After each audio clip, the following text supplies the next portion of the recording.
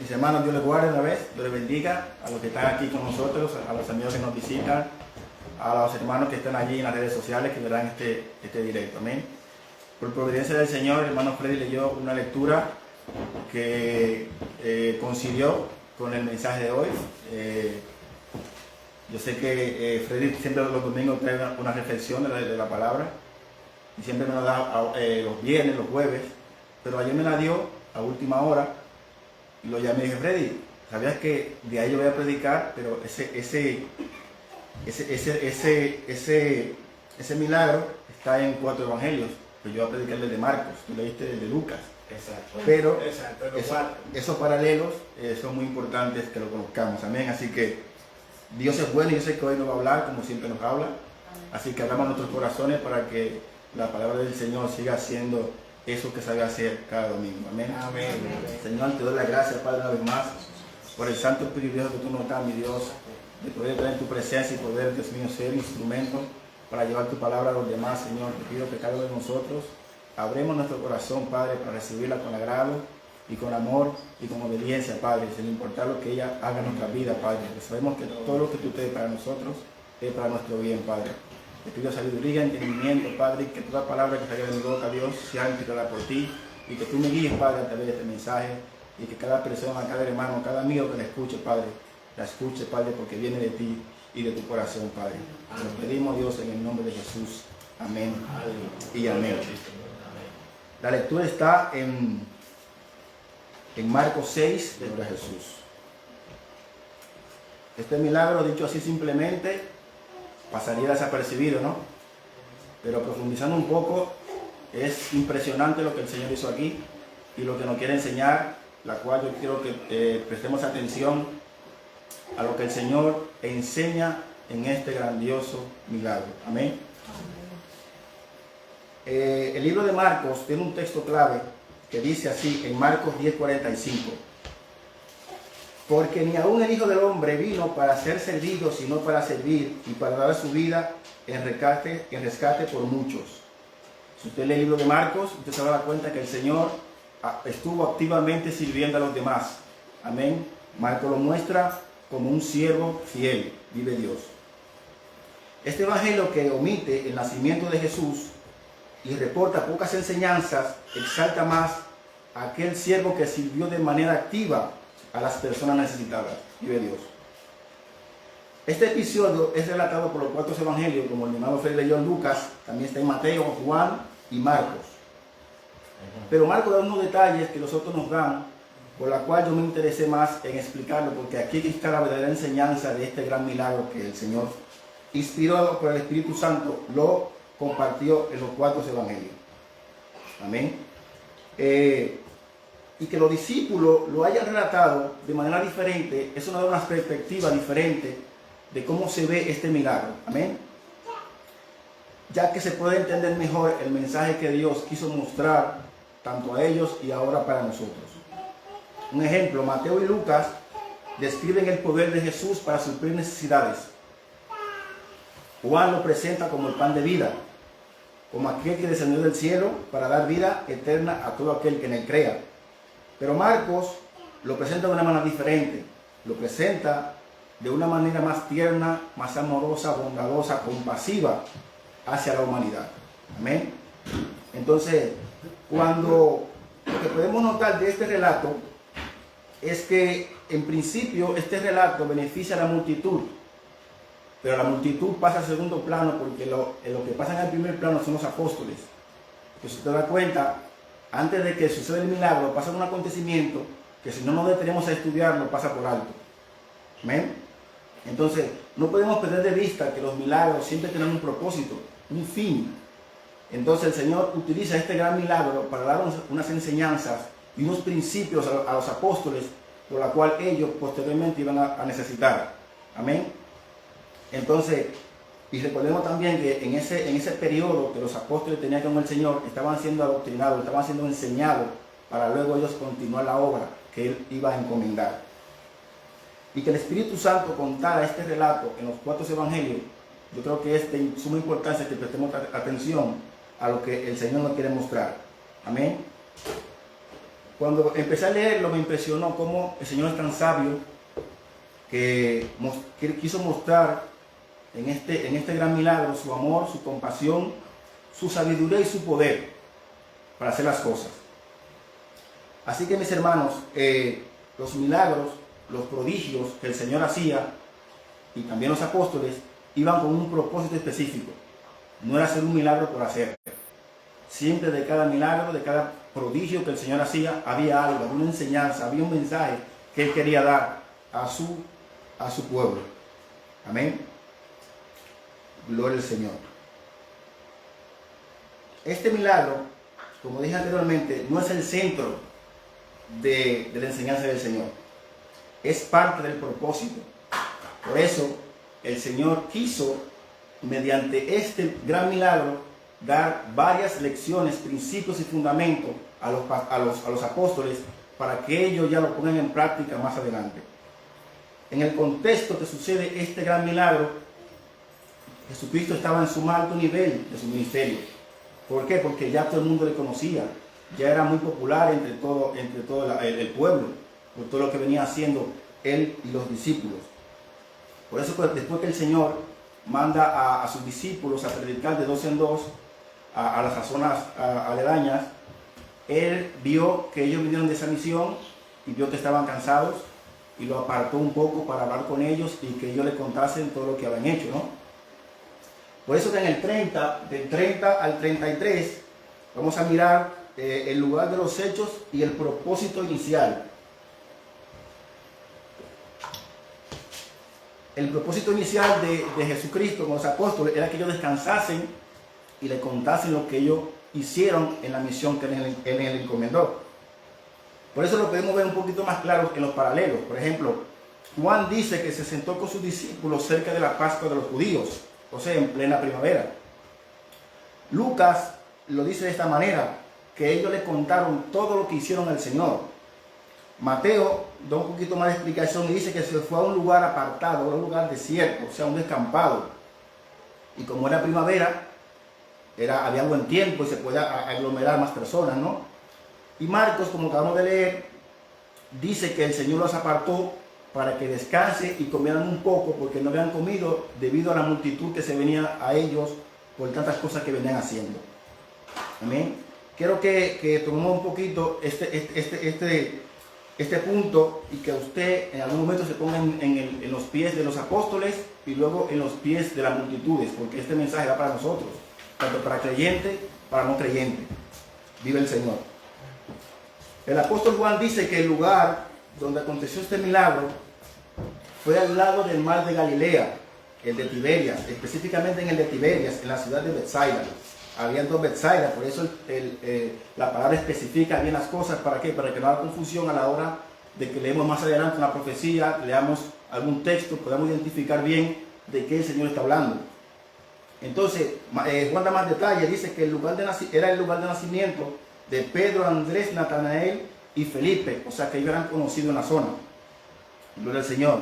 También la Biblia menciona el desierto, como dije anteriormente, no era un desierto como lo conocemos hoy día. Era un desierto que denotaba que era un lugar aparte, un lugar separado, donde no había aldea, donde no había casas, no había nada. Era un lugar desierto en el más ancho sentido de la palabra. Y según los teólogos, los discípulos recorrieron alrededor de 205 aldeas pequeñas. O sea que se pegaba una caminata muy bien, porque sabemos que en la época no había transporte como hoy día. Todos lo hacían andando y caminando. O sea que estaban exhaustos, estaban cansados. Y a medida que hacían más prodigios y más promesas, más milagros, la gente le seguía. Y hay que añadir también a eso, a los incrédulos, a los que no creían, ¿no? Vemos que cuando usted, por ejemplo, ve un milagro poderoso y ve a la de al lado que no cree y se hace, eso también moralmente a uno lo desanima y lo cansa, ¿no? Entonces, a todas esas cosas hay que añadir que los apóstoles estaban ya de personas, estaban cansados. Si nosotros nos cansamos con 2 o 3 personas que vienen a nosotros, imagínate con esta multitud. Amén. Así que pongámonos en los pies de los apóstoles para entender un poquito cómo estaban llevando la situación. En los versos 30 al 33, la Biblia nos revela que los apóstoles llegaron cansados, pero también gozosos, porque habían hecho milagros, obviamente por el poder que el Señor había dado, para que hicieran esta misión que le mandó. Y el Señor en su bondad reconoció el cansancio de ellos y por eso decidió apartarle un poco. Este era el propósito inicial del Señor. Pero pasa algo que ese por la cual nosotros tenemos que ver como una primera lección de vida, como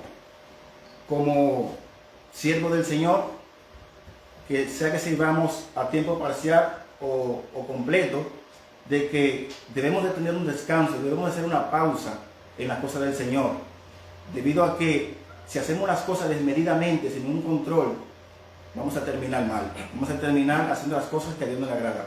Amén.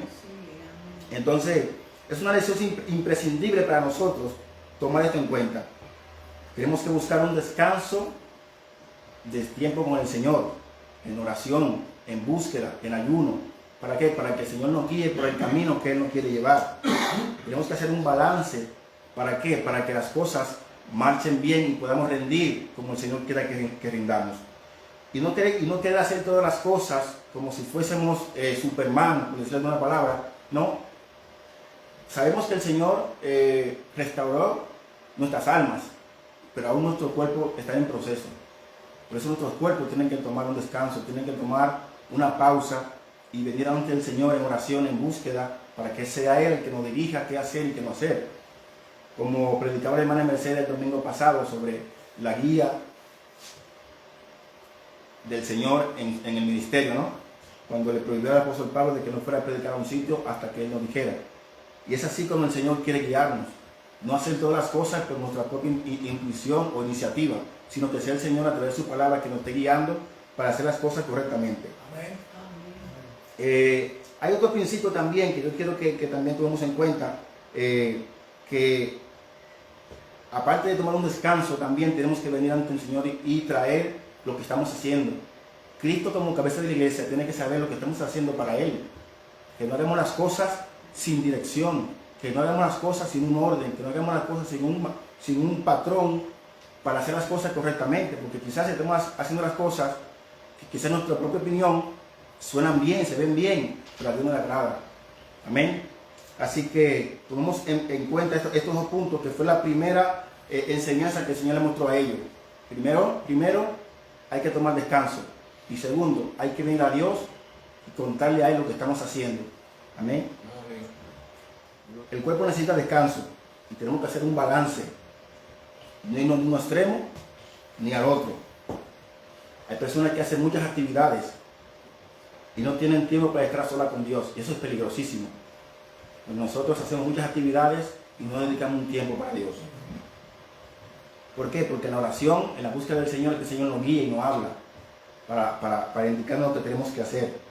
Otros se van al otro extremo y descuidan su vida personal y descuidan su familia, que fue el primer ministerio que el Señor nos entregó. Y toman la excusa para decir que están trabajando para Dios, pero usted no puede, por servir a Dios, quebrantar otro mandamiento.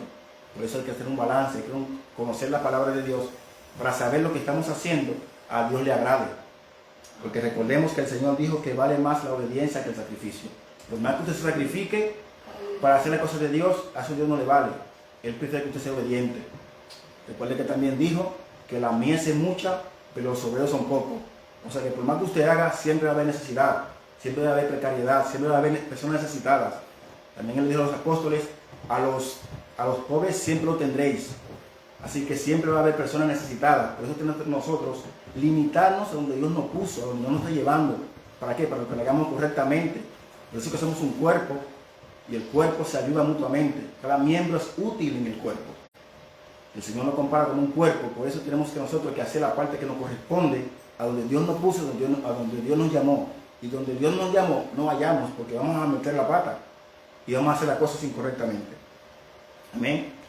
Y otra cosa también, que la pérdida de contacto con Cristo nos puede llevar a una situación de que estemos haciendo las cosas inadecuadamente, como dije anteriormente. Siempre tiene que haber esa conexión con el Maestro, siempre. Y eso a través de su palabra. Para que usted conozca la voluntad del Señor. Muchos dicen, yo no sé cuál es la voluntad del Señor, de la palabra, y va a saber cuál es la voluntad que el Señor tiene para ti. Esto no es cuestión de que yo quiera hacer más, de que yo quiera impresionar, ganar. No. Aquí quien dirige la iglesia es el Señor. Amén. En todos los ámbitos.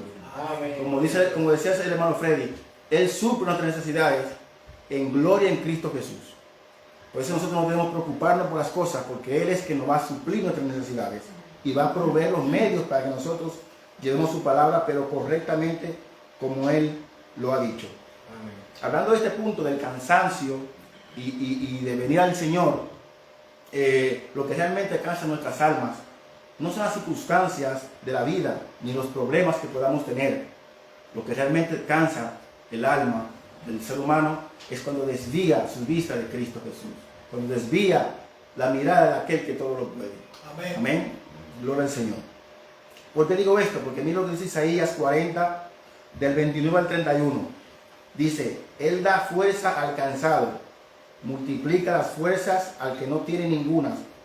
Los muchachos se fatigan y se cansan, los jóvenes flaquean y caen, pero los que esperan a Jehová tendrán nuevas fuerzas, levantarán como las águilas y correrán, y no se cansarán, caminarán y no se fatigarán. Yo no sé si usted lo notó, pero yo vi un milagro aquí. Porque si leímos anteriormente que los apóstoles llegaron cansados después de hacer todas esas cosas, estaban cansados, pero ahora atienden quizás 4 veces más la cantidad que ellos atendieron, porque la Biblia dice que son 5,000 hombres, sin contar mujeres y niños. Y si hacemos un balance, unas 15,000 personas distribuidas entre 50 y 100, es un estadio de fútbol lleno de grupitos de personas. Y 12 hombres atender todas estas personas, ¿qué se necesita? Una fuerza sobrehumana, previamente a lo que ellos tenían. Yo veo aquí un milagro de Dios y está en Isaías 40, de 29 al 31. Él le dio fuerzas para que ellos pudieran hacer la siguiente misión que le iba a proveer. Pero muchos no ven esto. Amén. Solo se enfocan en el pan y en los peces, pero lo que hay detrás de ahí no lo ven. Lo que hay detrás del escenario, vive el Señor. Allí hay mucha gente, mucha gente. Entonces, mis hermanos, estas personas se amontonaron, ese gentío. Esto era algo para ellos abrumador. Me imagino yo que cuando vieron esta gente, ¿qué haremos? Se empezaron a turbar, porque ellos atendían 1, 2, 3, pero 15,000 personas a la vez, era mucho para ellos, era mucho para ellos. Es bueno mencionar que en este punto, como dije anteriormente, ya el ministerio del Señor estaba ya en la cúspide, ¿no? Ya el nombre de Jesús se escuchaba por todos los sitios, como leímos, la gente le seguía, desde que escuchaba, le caía atrás, le buscaba por todos los sitios, y cuando le escuchaba así allí se amontonaban las personas. De ahí que el mismo Herodes, como dice en Marcos 6:14, dice, oyó el rey Herodes la fama de Jesús, porque su nombre se había hecho notorio, y dijo, Juan el Bautista ha resucitado de los muertos, y por eso actúan en él estos poderes. O sea que ya Jesús había llegado a boca del rey Herodes, ¿no? Además recordemos que Jesús dijo en sus inicios del ministerio, una palabra muy conocida que dice, en Marcos 4:17, desde entonces comenzó Jesús a predicar y a decir, arrepentíos, porque el reino de los cielos se ha acercado. Fue cuando ya le empezó ahí a decir quién era, a qué venía, pero de una manera sabia, porque recordemos que Jesús se levantó de su mismo pueblo, que donde no creían, había muchos incrédulos, muchos decían, pero este no es el hijo del carpintero, el hermano de fulano, de tal, y empezaron a dudar y a ser incrédulos, porque ellos no pensaban que el Mesías iba a salir de ellos mismos, cuando la profecía decía que iba a salir de ellos mismos. Entonces, no se lo creían. Vive el Señor. Entonces, estas cosas ya Jesús era muy notorio entre Galilea. Pero, ¿qué reino estaban esperando ese pueblo? ¿Acaso el que se describe en Apocalipsis, de la Nueva Jerusalén, del cielo nuevo y de la tierra nueva? Yo creo que no, porque hay que tener en mente que los judíos esperaban un Mesías que lo iba a liberar del yugo romano, que lo iba a sanar sus enfermedades, como estaba pasando, a suplir sus necesidades, ¿no? Pero ese era lo que tenían en mente, un Mesías terrenal, un Mesías que iba a establecer un reino, que iba a restablecer otra vez su nueva Jerusalén, iba a levantar a todo este reino podrido que estaba allí, tanto político como religioso. Eso era lo que ellos estaban esperando. Amén. ¿Por qué? Porque escucha lo que dice la profecía de Isaías, una de ellas. Isaías 25, del 6 al 9. Y Jehová de los ejércitos hará en este monte a todos los pueblos banquetes y manjares suculentos, banquetes de vinos refinados, de gruesos tuétanos y de vinos purificados. Y destruirá en este monte la cubierta con que están cubiertos todos los pueblos, y el velo en que vuelve a todas las naciones, destruirá la muerte para siempre, y enjugará el Señor toda lágrima de todos los rostros, y quitará la afrenta de su pueblo y de toda la tierra, porque Jehová lo ha dicho.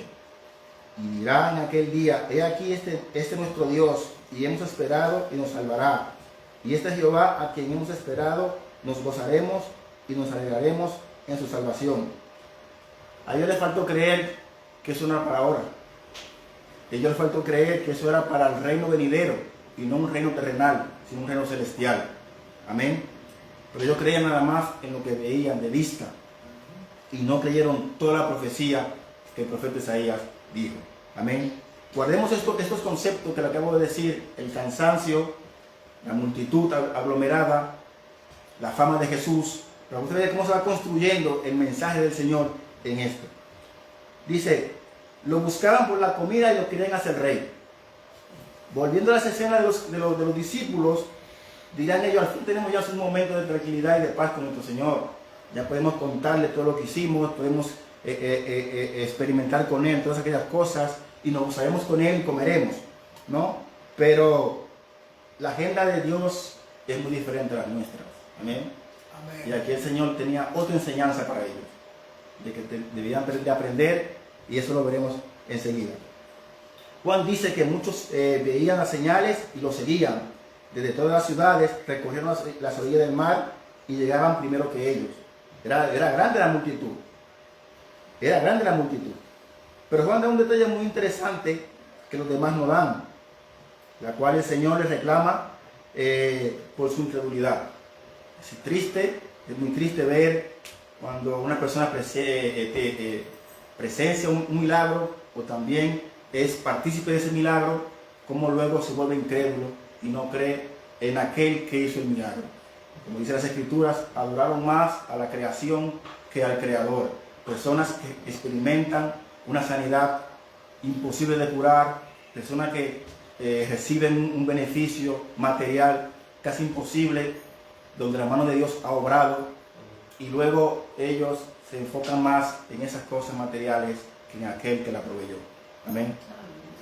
Juan 6, 26 dice: ciertamente les aseguro que ustedes me buscan no porque han visto señales, sino porque comieron pan hasta llenarse.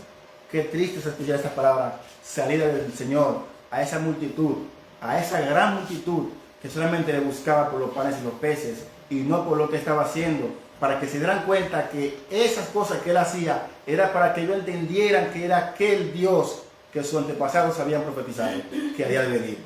La señal era en el medio que iba a testificar que Cristo era Dios. Amén. Vive el Señor.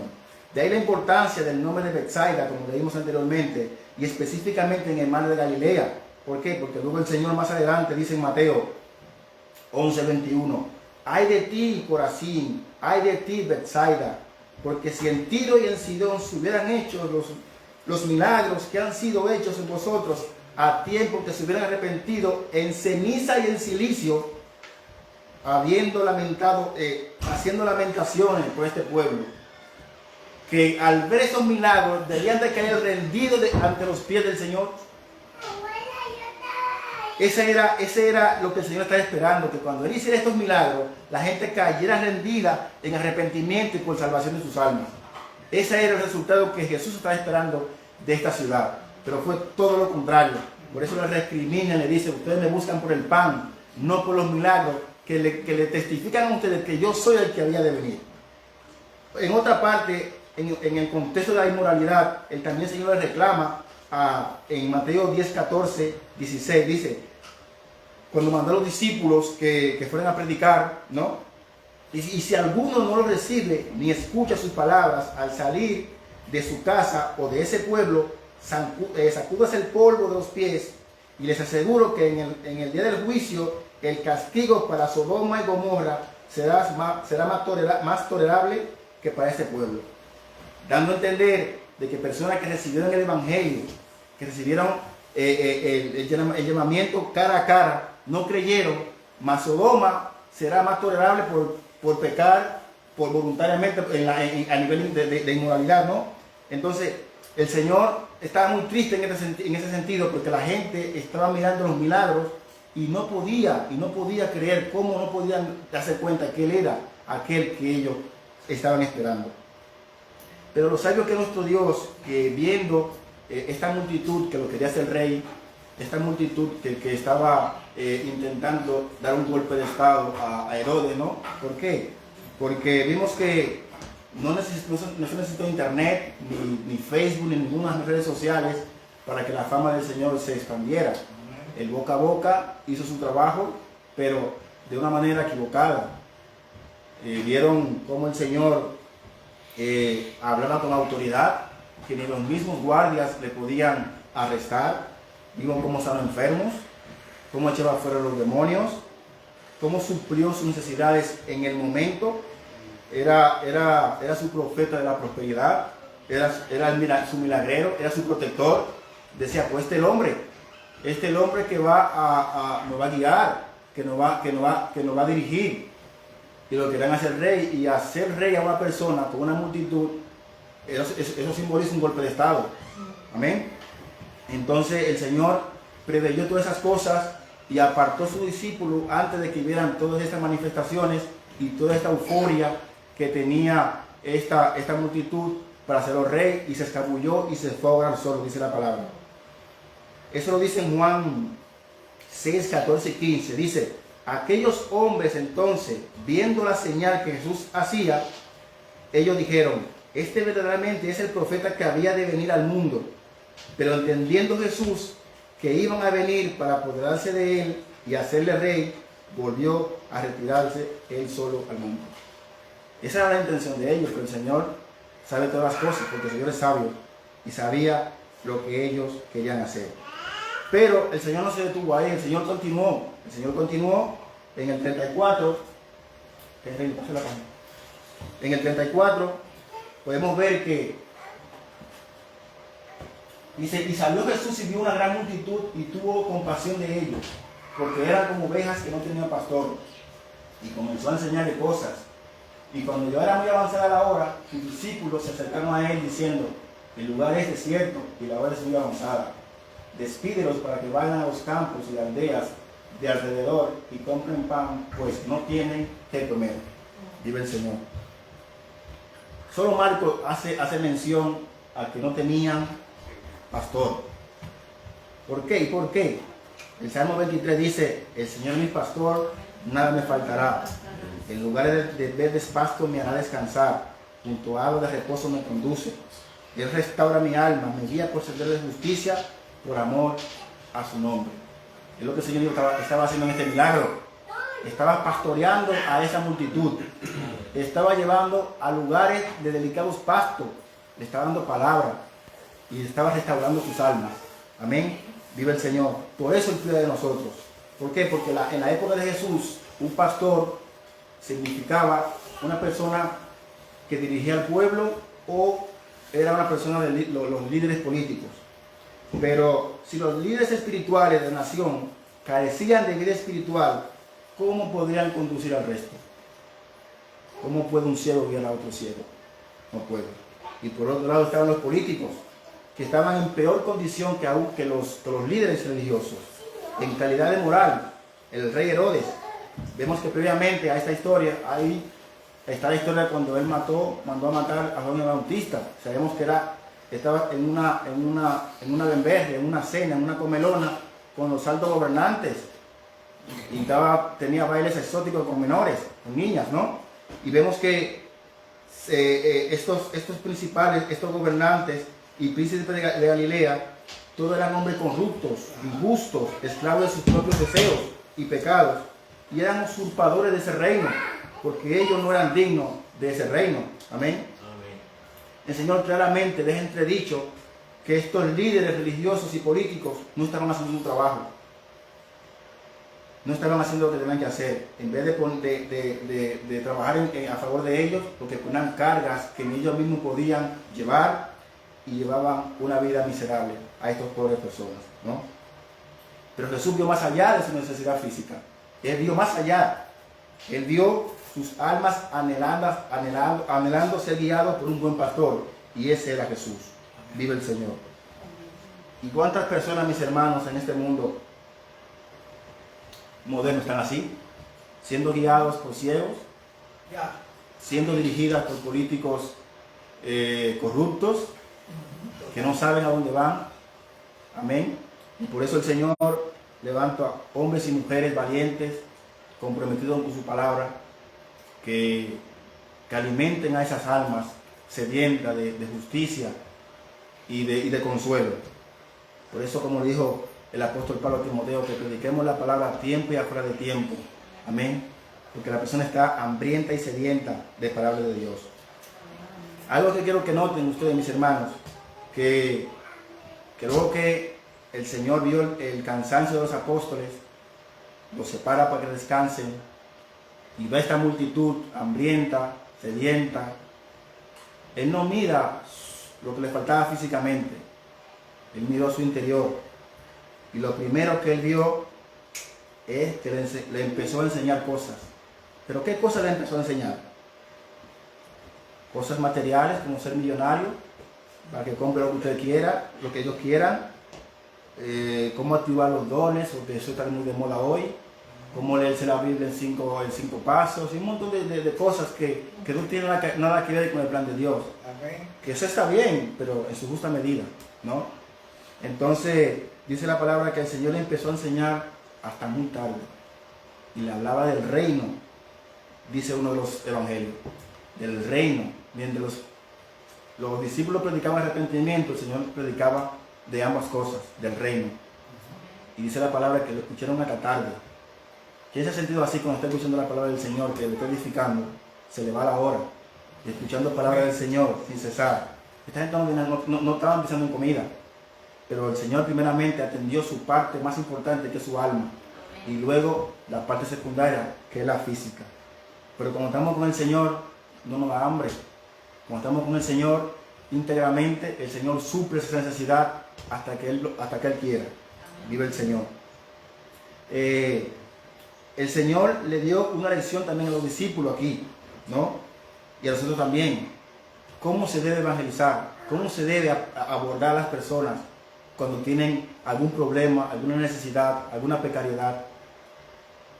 Lo importante es que escuchemos a esa persona, porque cuando la persona habla, se expresa. Y cuando usted le habla, esa persona se siente en confianza y le cuenta su problema, le cuenta su historia, lo que necesita.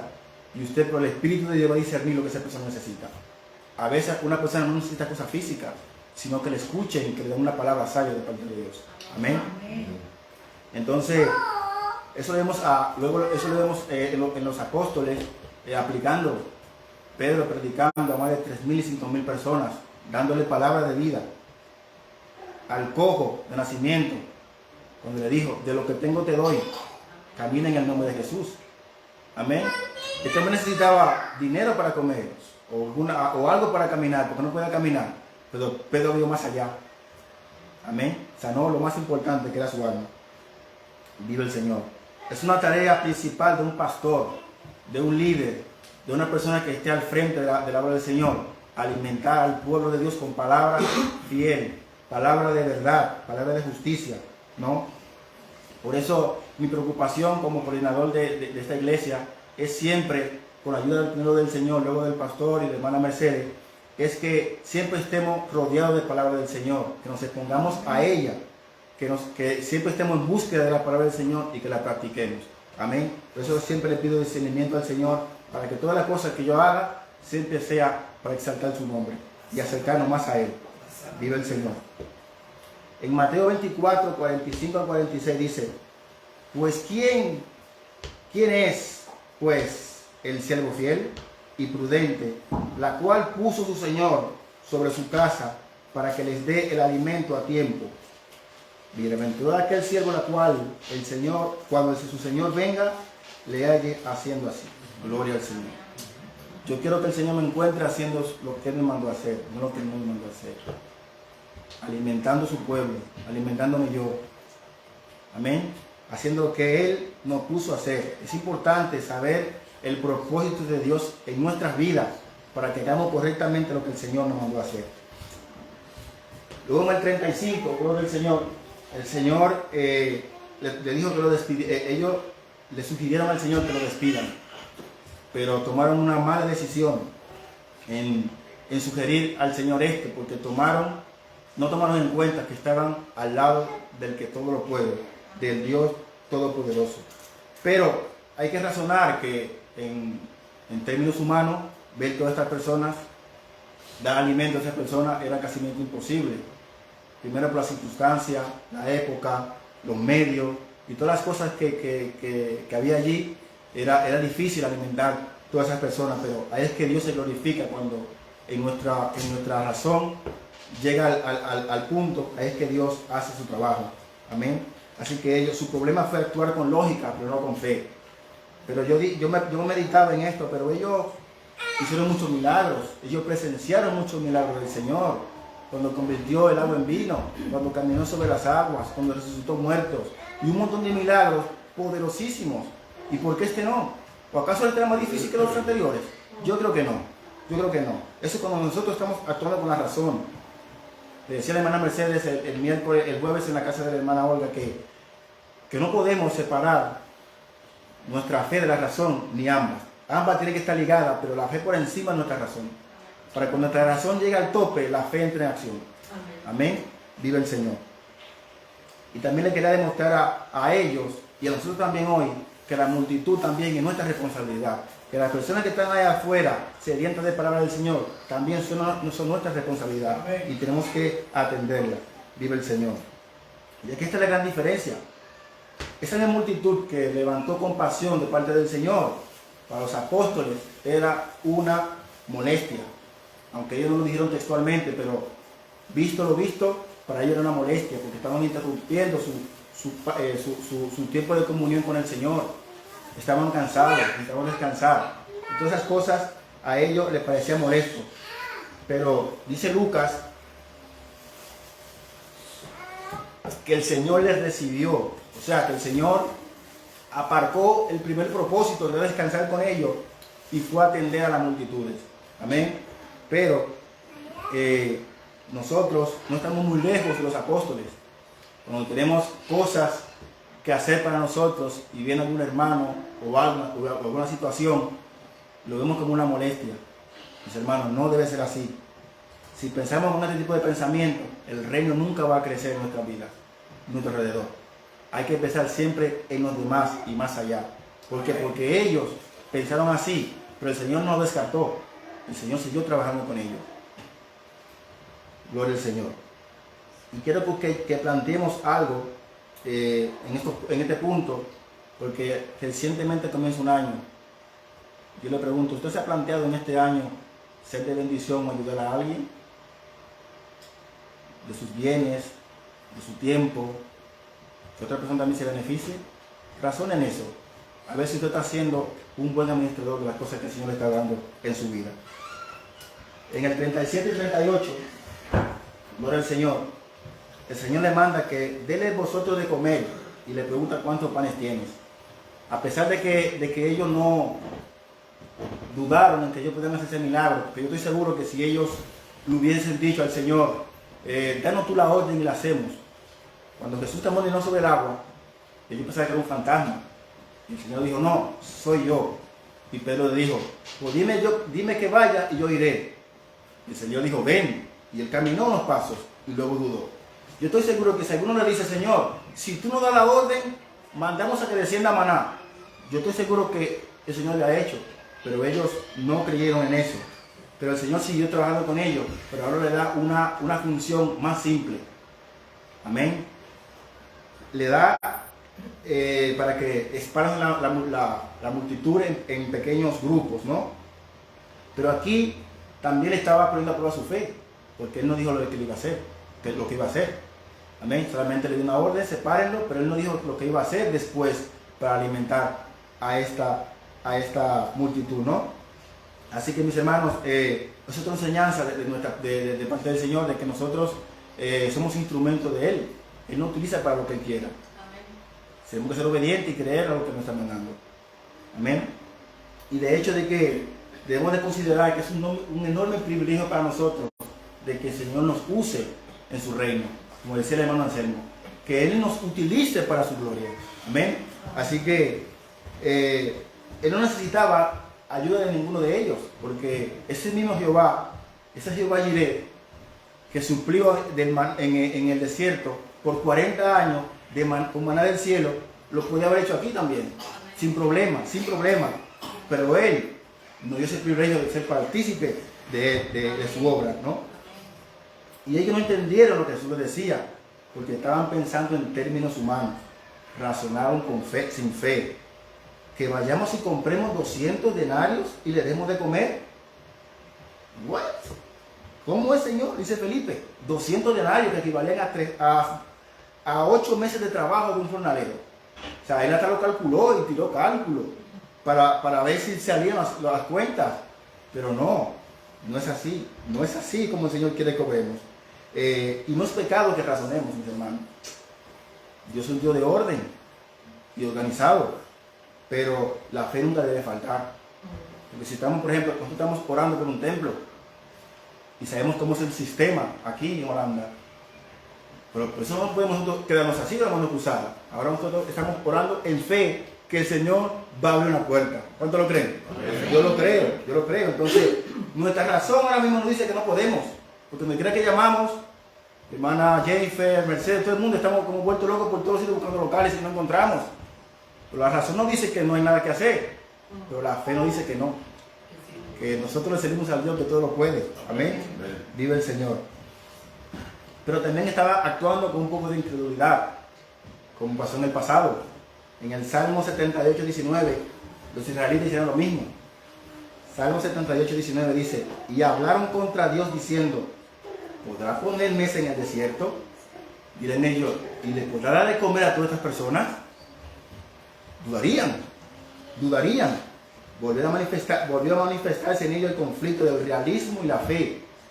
Hay que tener mucho cuidado, mis hermanos, cuando estamos en ese tipo de pensamiento, donde nuestra razón y nuestro realismo limita a nuestro Dios, limita al Dios que le servimos. Amén. Nunca debemos olvidar que le servimos al Dios de lo imposible. Amén. Pero ellos también deberían aprender un buen principio que también para nosotros aplicaría. Está en Hechos 20:35, que dice que más aventurado es dar que recibir. Amén. El Señor nos dejó clarísimo. Leímos al principio de Marcos, cuál es el texto principal, que Él vino para servir, no para ser servido, ¿no? Entonces Él nos dice que es más bienaventurado dar que recibir. Y eso yo lo he vivido en carne propia con mi familia. Y le doy la gloria siempre al Señor por eso. Y la obra del Señor nunca va a avanzar si actuamos con este tipo de mentalidad. ¿Por qué? Porque el hombre natural siempre piensa en recibir y nunca en dar. Sabemos que nuestra carne siempre piensa en nosotros, en nuestro grupito, en nuestro entorno, y el de afuera que se busque la vida. Amén. Así que el Señor siempre pensó por los demás, siempre miró hacia afuera, sin importar lo que le pasaría a Él. Por eso Él, como cantábamos, Él nos escatimó toda su gloria, todo su poder, se despojó de todas esas cosas y vino a rescate por nosotros. Amén. Así que el que quiere pensar y servir a Dios fielmente tiene que pensar como Cristo pensó, como Cristo actuó y como Cristo andó. Vive Dios. Amén. Y mis hermanos, y donde Dios obra con mayor poder es aquí. Cuando los hombres no tienen nada que hacer, cuando hay escasez y esperanza nula, ahí es que Dios obra. Anoche leía lo de Sara, cuando el Señor dijo, de ti nacerá un hijo y de ese hijo multitudes. Ella se rió, no creyó. Pero ahí es que Dios obra verdaderamente con poder, cuando ya en nuestras capacidades humanas no podemos hacer nada. Amén. Así que no tenemos excusa para no hacer las cosas que el Señor nos manda, porque vemos que Él es que provee todas las cosas a nosotros. Él es que nos da las fuerzas, nos capacita, siempre y cuando estemos dispuestos a obedecerle. Amén. Entonces, como le dijo al apóstol Pablo también, que su poder se perfeccionaba en su debilidad. Y en la debilidad nuestra es que el poder de Dios se hace visible. Porque si nosotros podemos hacer cualquier cosa en nuestras fuerzas, ¿dónde se va a ver Dios ahí? Dios se va a ver en las cosas que tú no puedes hacer y Él te capacita para que tú las hagas. Y los demás lo notan y lo ven. Bueno, pues este hombre, como Pedro, no tenía capacidad para hablar en público, para hablar de la manera elocuente como habló, y fue capacitado por el Señor, el Espíritu Santo, para que predicara de esa manera. Entonces quedaban atónicos, porque sabían que Pedro no podía hacer eso. Y ahí Dios se glorificado. Vive el Señor. Pero, mis hermanos, el Señor primeramente nos hace ver nuestra escasez antes de manifestar su poder. Cuando nosotros reconocemos que, wow, si eso no, en la vida no se ha podido ser la gloria de Dios, ahí es que Él se manifiesta. Amén. Así que ustedes no tenemos excusa, como dije, para no hacer las cosas. Agárrese del Señor, expresen al Señor, creen sus promesas y sea fiel y sea obediente a lo que le mandó. Y no empiece a decir como Moisés, que yo no puedo hablar, que yo no puedo esto, que yo no puedo lo otro. No. En el Señor todo lo puedo. Amén. Dice, el Hijo del Hombre, vuelvo y repito ese texto, no vino para servir. El Hijo del Hombre vino para servir, no para ser servido. Y es mejor dar que recibir. Es mejor dar que recibir. Es mejor servir que nos sirvan. Un ejemplo que me encanta, cuando el Señor lavó los pies de los discípulos. Ustedes dicen que soy maestro. Bien dicen que soy. Y le lavó los pies. Y lavar los pies en la época era algo muy bajo. Eso tiene mucha profundidad. Pero el Señor dejó cada ejemplo, cada detalle, cada acción que Él la hizo con un propósito. Para que usted y yo aprendamos que el Dios Todopoderoso se rebajó hasta lo sumo para salvarnos. ¿Quiénes somos nosotros para no hacer las cosas que tenemos que hacer por amor a su nombre? Vive el Señor. Filipenses 4:19, leyó el hermano Freddy. Mi Dios pues suplirá todo lo que os falte conforme a sus riquezas en gloria en Cristo Jesús. Es importante, siempre en Cristo Jesús. Siempre en Cristo Jesús. Sin Cristo, nada. Como dijo Él claramente, apartados de mí, nada podéis hacer. Nada podemos hacer separados del Señor. Dice que le mandó que hicieran recostar a todos por grupos. Lucas da un detalle, dice que lo mandó a recostar sobre hierbas en pequeños grupos. Juan dice lo mismo, pero da un detalle de que eran 5.000 varones. Ahí es que podemos entender que eran más de 5.000 personas, porque solamente varones, las mujeres y los niños estaban contados. Y Marcos dice,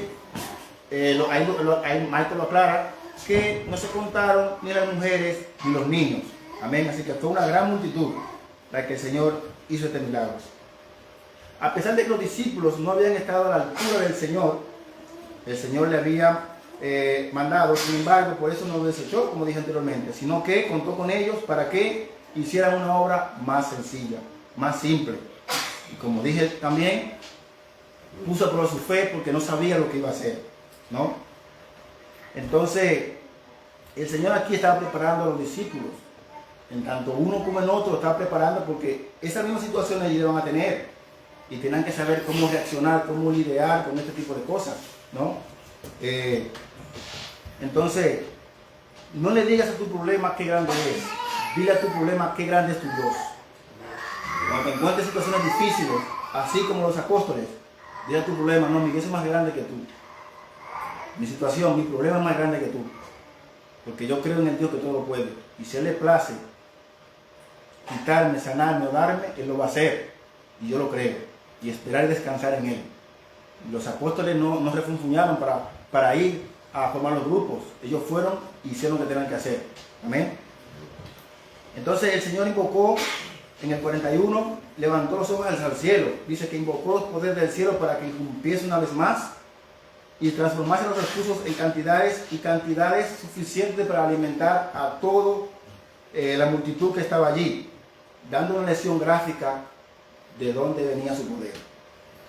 Usted sabe de dónde vienen todas esas cosas que usted recibe, todas las cosas que el Señor permite en su vida, viene del cielo, viene del Creador, viene del que nos da una mañana cada día, donde sus misericordias se renovan cada mañana, de Él proviene. Amén. Y es una lección que el Señor quiere también que aprendamos, que todas las cosas provienen de Él, por Él y para Él. Y dependemos completamente de Él. No tenemos que buscar en otra fuente. No tenemos que mirar a otra parte. Tenemos que mirar al cielo. El Señor no dio gracias al niño porque le dio los panes y los peces. El Señor le dio gracias al Señor que los creó y proveyó.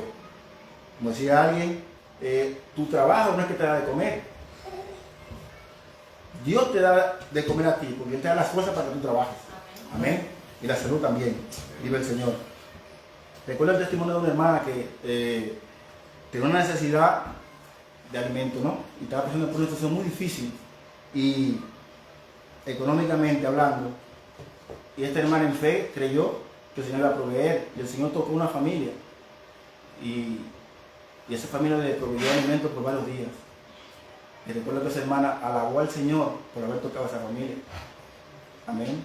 Entonces, eso es lo que tenemos que hacer cuando recibamos un milagro del Señor. Primero alabemos al Señor. Yo no digo que no honremos a las personas que Dios usó como canal, pero que glorifiquemos que ha sido Dios, porque Él es que da tanto el querer como el hacer. Amén. Ninguno de nosotros hacemos nada por querer. Dios nos motiva a hacerlo. Por ese sentir en nuestros corazones y hacemos las cosas. Amén. Gloria al Señor. Vuelvo y cito Filipenses 4:19. Mi Dios pues suplirá todo lo que os falta conforme a sus riquezas en gloria en Cristo Jesús. Si estamos en Cristo, el Señor nos va a cuidar, nos va a proteger, nos va a suplir todo lo que necesitemos.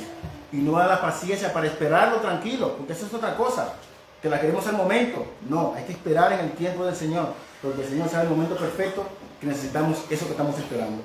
Vive el Señor. Y sin duda, eso fue una maravillosa manifestación de parte del Señor, del Creador, que aceptó una minúscula provisión y la convirtió en multitudes, en muchas provisiones, y fue de bendición para todos ellos. Amén. Entonces, también hay una enseñanza aquí muy importante que tenemos que entender, que las provisiones del Señor no se pueden tirar, no se pueden desperdiciar. El Señor recogió lo que sobró y lo guardó para más luego. Las bendiciones del Señor hay que saber administrar, manejar. No se puede, porque el Señor nos da abundancia, empezar a gastar como si no hubiera un mañana. Como decía Freddy, el día a día. Si el Señor te dio, guarda, se dé bendición, planea, planifica. El Señor planificó todas las cosas, porque nosotros no. Amén. Una vida pronto pasará y solo la que está en Cristo durará. ¿Dónde estamos sembrando nosotros? ¿En lo corruptible o en lo eterno? Mis hermanos, hay que estar dispuestos a salir de nuestra zona de confort, la zona de comodidad, y mirar a nuestro alrededor. Y les aseguro, mis amados, que encontraremos muchas oportunidades de servir. Hay mucha gente sufriendo a nuestro alrededor y no son un estorbo en nuestra agenda. Son oportunidades de gracia que el Señor ha puesto a nuestro alrededor para que pongamos nuestros ojos y digamos, es más bienaventurado dar que recibir. Y no pongamos excusas diciendo, yo soy débil, yo me siento incapaz. Recordemos que es el Salvador que realmente da las fuerzas. Él prometió que a través de nosotros iba a hacer todo lo demás. ¿Por qué? Porque tenemos un tesoro de barro para que la excelencia siempre sea suya. Así que lo que usted haga no es usted que lo hace, es Él a través de usted. Amén. Por eso siempre la gloria de Él. Porque nosotros no somos el Salvador. Nosotros no podemos alimentar multitudes. No podemos salvar a nadie. Pero Jesús sí puede. Pero Él nos utiliza a nosotros para hacer llegar ese mensaje hacia los demás, con el poder de su palabra. Mi hermano, mi amigo, si usted se identifica ya sea con la multitud o con los apóstoles, corramos a Jesús. Solo Él puede satisfacer nuestras necesidades. Amén. Él dijo, venid a mí todos los que estén trabajados y cansados, que yo le haré descansar. Vive el Señor. Y si tú estás aquí sin Cristo, a los que están en las redes, estás como una oveja sin pastor, estás en peligro. ¿En peligro por qué? Porque solamente no eres incapaz de enfrentar las adversidades del mundo, sino que estás indefenso cuando te encuentres con aquel que juzga con justa justicia en el juicio. Y sin Cristo nada vas a poder hacer. Tu gran problema, mi amigo, mi hermano, no tiene nada que ver con tu salud, No tiene nada que ver con tus problemas de relaciones humanas. No tiene que ver nada con tu economía. Tiene que ver con tu pecado y con la justicia del Dios viviente. Amén. Así que dice la palabra de Dios que todas las cosas están desnudas y abiertas ante los ojos de aquel que tenemos que dar cuenta. Y por eso fue que Cristo vino a este mundo, para dar vida eterna, perdón, redención, saciar las almas sedientas. Amén. Pero tenemos que comer de ese pan de vida que descendió del cielo y hoy está con nosotros aquí. ¿Cuántos lo creen? Ese es Jesucristo. Póngase de pie, mis hermanos, oremos. Gloria a Jesús. Padre amado, Padre eterno, he predicado tu palabra, Señor. Te pido que estas palabras, Señor, hagan llegar a los corazones que toda terminó que ha de llegar, mi Dios. Que no cerremos nuestros corazones ante tu palabra, mi Dios. Que no nos endurezcamos, Padre, sino que escuchemos y seamos, Padre, semejante a ti, Padre, que imitemos tu carácter, como tú andaste en este mundo, en esta tierra, Padre. Porque tú nos has dejado cada ejemplo con un propósito, mi Dios. Te pido que nos ayude a verlo claramente, Dios. Y que no miremos a un lado ni al otro, sino que miremos a ti y te copiemos y te imitemos, Señor. Ayúdanos a andar como tú, a ser como tú, Dios. Te lo pedimos todo esto, Padre, porque tú eres fiel y poderoso, mi Señor, que puedas hacer proezas y maravillas en la vida de los seres humanos, Señor. Tú haces sabio al sencillo, Dios mío, y da fuerza que no tiene ninguna, Padre amado. Te pido esto, Dios, que tú obres en cada corazón, en cada vida, Padre, que escuche este mensaje, para que pueda abrir sus ojos, Padre, que solo en ti hay salvación, que en ti hay saciedad de todas las cosas que necesitamos, Dios. Te lo pido, Padre, en el nombre de Jesús. Amén y amén. Dios le bendiga. ¿Está feliz? Amén.